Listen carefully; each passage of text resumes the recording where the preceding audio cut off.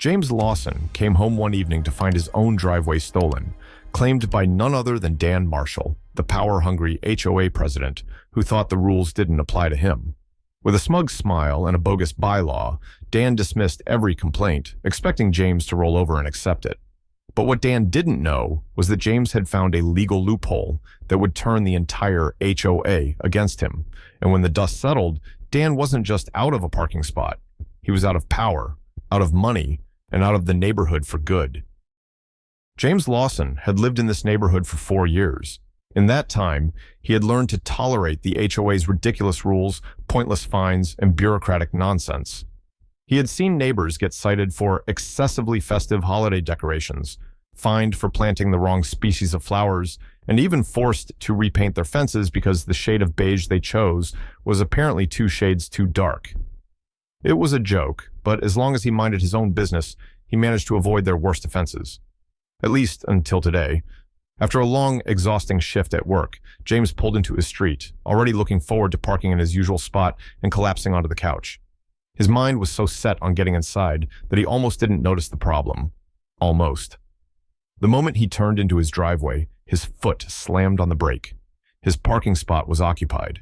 A sleek, black BMW sat there, parked with arrogant precision, its polished rims gleaming under the streetlight. James stared for a few seconds, hoping, praying, that his eyes were playing tricks on him, but no, there it was, parked right in his private driveway as if it belonged there. His hands gripped the steering wheel. Who the hell? Then he saw the license plate. He instantly recognized the smug combination of letters and numbers. It belonged to Dan Marshall. James felt a surge of anger rise in his chest. Dan Marshall, the newly elected president of the HOA. A man who had been in power for exactly 3 weeks and was already making everyone miserable. James had heard about him before, how he walked around the neighborhood like a self-appointed dictator, clipboard in hand, writing violations for the most absurd reasons. A neighbor had been fined for having a front door that was too vibrant. Another had received a warning about their lawn gnome, which was apparently not in harmony with the neighborhood aesthetic. Dan loved power, and now apparently he thought he was entitled to James's damn parking spot. James put his car in park, took a deep breath, and stepped out. Maybe, just maybe, this was a mistake. Maybe Dan had parked there temporarily, or maybe there was some kind of mix-up. But then James glanced toward Dan's house. Through the large living room window, he saw Dan standing there, watching him. The guy wasn't in a hurry to come outside. He wasn't embarrassed or scrambling to move his car. No, he was standing by the window, sipping a glass of red wine, staring directly at James like he was waiting for the confrontation. James's blood pressure spiked. All right, fine. If Dan wanted a confrontation, he was going to get one. James walked up the short path to Dan's front door, his footsteps firm but controlled. He knocked, not aggressively, but loud enough to be heard. Seconds passed. Then, just as James was about to knock again, the door swung open. Dan leaned against the door frame, still holding his damn wine glass. He wasn't surprised. He was smirking. James forced himself to remain calm. "Hey, Dan," he said, keeping his voice even. "I think you parked in my spot by mistake." Dan took a slow sip of his wine, as if he had all the time in the world, and let out a small chuckle. "Oh, no mistake," he said, lazily crossing his arms. "The HOA board reviewed the parking assignments. That spot now belongs to HOA council members." James blinked, his mind struggling to process the sheer audacity of that statement. "You can't be serious," he said, his voice sharp. "That's my driveway, my property, my house." Dan tilted his head slightly, as if James was too stupid to understand the rules. "It's all in the bylaws," he said, voice dripping with condescension. "The HOA has the right to redistribute common use spaces at its discretion. If you don't like it, you're welcome to file a complaint." James could feel his pulse pounding in his ears. "You're telling me," he said slowly, trying to keep his voice level, "that you, personally, decided that my driveway, a driveway that I own, now belongs to the HOA board, and you just happened to claim it for yourself?" Dan smiled. "Funny how that worked out, huh?" And then the bastard shut the door in James's face. James stood there for a moment, staring at the closed door, trying to process what had just happened. This wasn't just an HOA rule gone wrong. This wasn't some bureaucratic mix-up. This was theft, and Dan thought he could get away with it. James turned slowly, his eyes locking onto that damn BMW, still sitting in his driveway, still acting like it belonged there. His jaw tightened. Oh, it was on. James wasn't the kind of man to back down easily, especially when someone brazenly stole from him. The next morning, he woke up still fuming.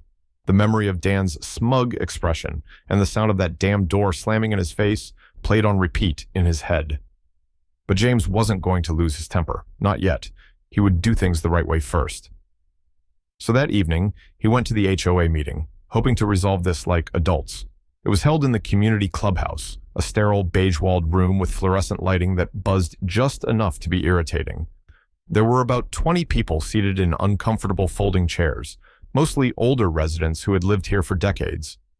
At the front, the HOA board sat behind a long table, looking far too pleased with themselves for a group of people whose only real power was bullying their neighbors.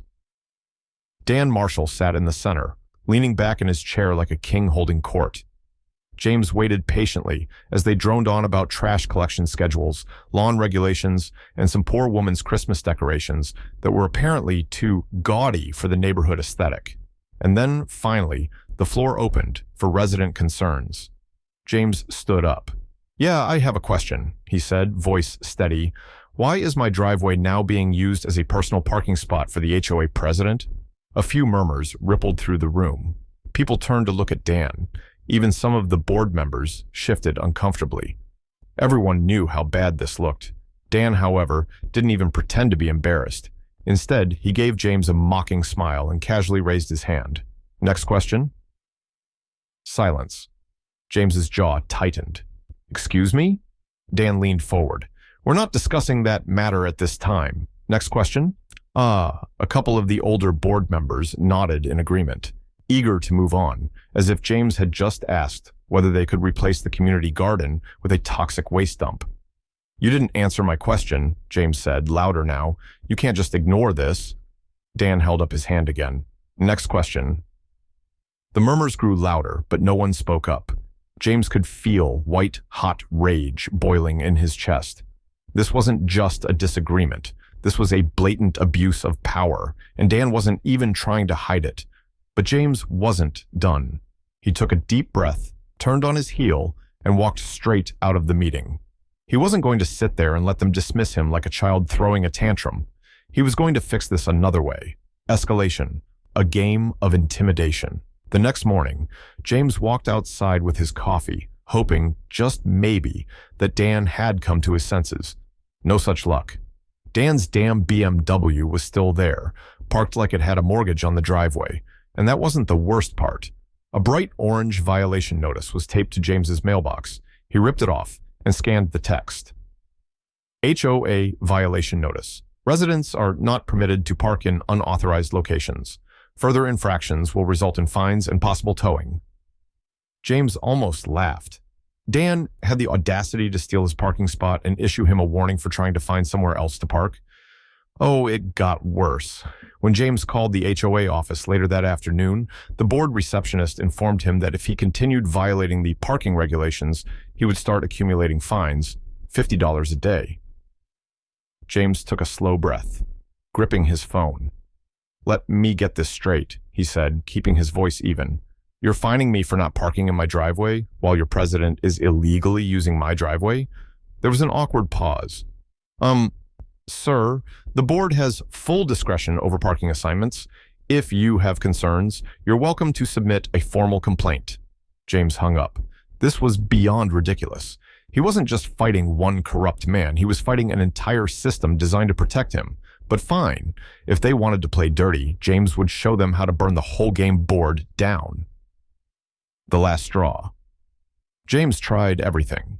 He went to City Hall, where an exhausted clerk informed him that, technically, the HOA had the authority to reassign shared parking spaces, even private driveways, as long as it was in their bylaws. "Let me guess," James said, rubbing his temples. "They wrote that rule themselves." The clerk just sighed. I wouldn't be surprised. James was out of options. He could keep filing complaints, arguing with the HOA, racking up fines, or he could end this another way. Dan wanted to play dictator? Fine. But every dictator eventually meets their downfall. James was about to make sure that Dan's came crashing down hard. James was done playing fair. Dan had made it very clear that the HOA wasn't going to back down. They had dismissed his complaint, ignored his questions, and now they were actively fining him for their own corruption. But James wasn't some helpless resident who would just roll over. If Dan wanted to play dirty, James would play smarter. Digging through the rule book. That night, James sat at his desk with a cup of coffee and a printed copy of the HOA bylaws. He was going to find something. Some loophole, some technicality that would completely dismantle Dan's claim to his parking spot. He read through pages and pages of legal jargon about lawn heights, acceptable paint colors, trash bin storage, and mailbox restrictions before finally stumbling on a section titled Reallocation of Community Parking Spaces. James leaned forward, his eyes scanning every word. The HOA board reserves the right to modify parking assignments as deemed necessary for community management. Any such modifications must be reviewed by the board and approved by affected homeowners in writing. James froze. Approved by affected homeowners in writing. He hadn't signed anything. He hadn't approved anything. Dan had rewritten the parking assignments and assumed no one would question him. James grinned. Big mistake. The lawsuit. Armed with this new information, James drove straight to the courthouse the next morning and filed a lawsuit against the HOA for illegal seizure of property. The court clerk barely raised an eyebrow as she processed the paperwork. HOA dispute? She asked. James nodded. She sighed, stamping his documents. You're not the first, and you won't be the last. That alone made James feel a lot better. Now, all he had to do was wait for his court date, D-Day, the courtroom showdown. A few weeks later, James found himself sitting in a small, beige courtroom across from Dan and the HOA's lawyer. Dan looked annoyingly confident, sitting with his arms crossed, smirking like this was all just a formality. James? James was ready to end this. The judge, a tired-looking man in his 60s, sighed as he flipped through the case file. All right, Mr. Marshall, he said, rubbing his temples. Where is the written consent from Mr. Lawson for this parking reassignment? Dan barely blinked. Well, Your Honor, the HOA board collectively voted on the reassignment, and as per our bylaws, the judge held up a hand. No. Not what the board voted on. I asked for the written consent from the affected homeowner. Where's Mr. Lawson's signature? Dan hesitated for half a second. Then he stammered something incomprehensible, flipping through his folder as if his signature might magically appear. James watched, enjoying every second of it. Finally, the judge sighed. So, let me get this straight. You reassigned his driveway without his permission? Dan cleared his throat. The HOA has authority over... Not without written consent. The judge's voice hardened. This is illegal. The HOA exceeded its authority, and this reassignment is void. Dan's smug confidence crumbled. James smiled to himself, but he wasn't finished yet. Twisting the knife, James stood up.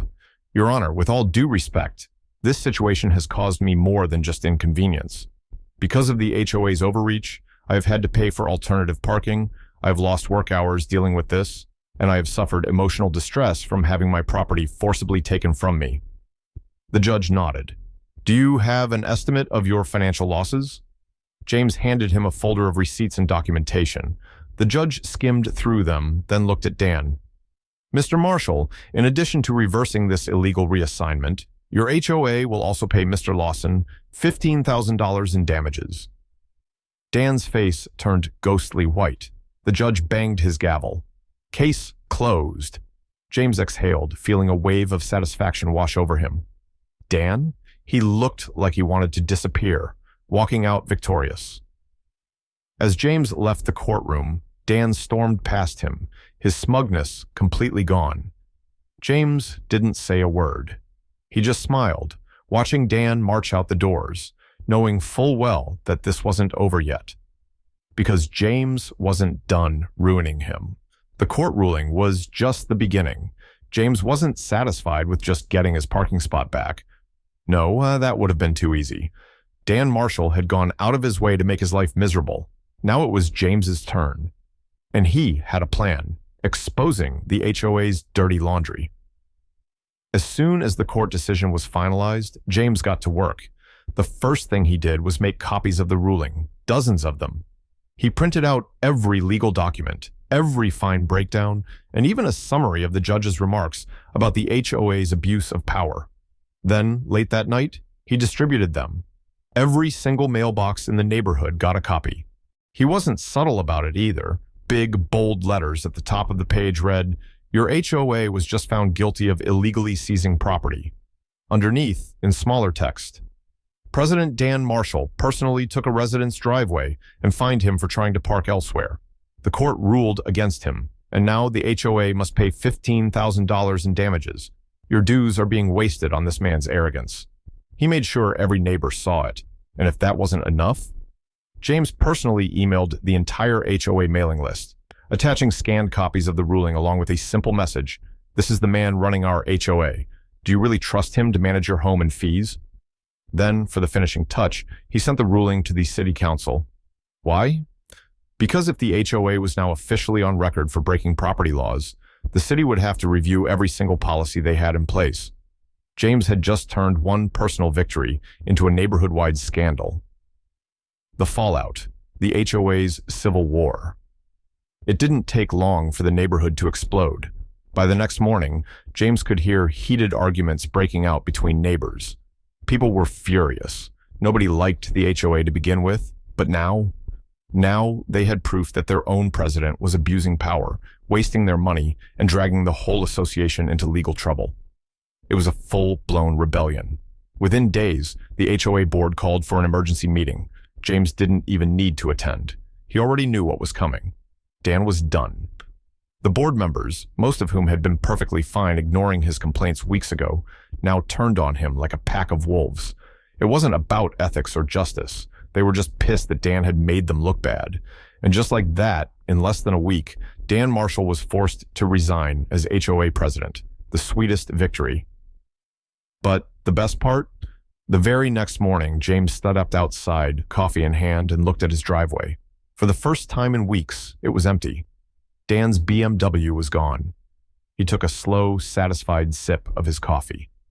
Damn, that felt good. And then, just when he thought his day couldn't get any better, he saw something even more satisfying. Across the street, Dan stood in his own driveway, furiously throwing things into the trunk of his car. Boxes, suitcases, furniture. He was moving out. James leaned against his car, watching as Dan slammed the trunk shut, his face red with rage and humiliation. James gave him a slow, smug wave.